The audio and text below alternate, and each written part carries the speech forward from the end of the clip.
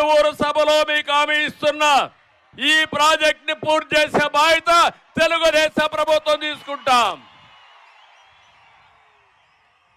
ఇదే కాకుండా 410 కోట్లతో ముక్తాల వద్ద లిఫ్ట్ ఇరిగేషన్ పెడితే పేరు మార్చాడు వేదాద్రిని. మళ్ళా ఈయన వచ్చి ఫౌండేషన్ వేశాడు.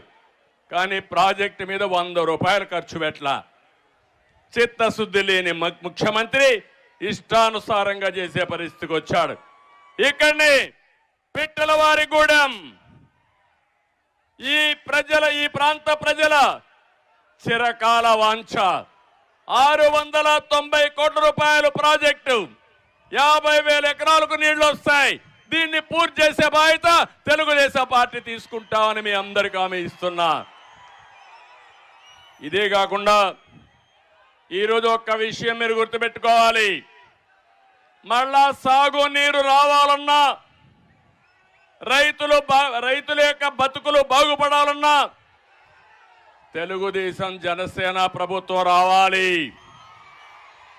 ఈ సైతాన్ ప్రభుత్వం పోవాలి.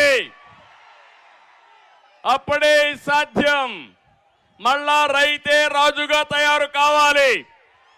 దానికోసం మేము పనిచేస్తాం. రైతు రాజ్యం వస్తుంది. 3 నెలల్లో రైతు రాజ్యాన్ని మీరు చూస్తారని చెప్పి కూడా నేను మీకు తెలియజేస్తున్నా.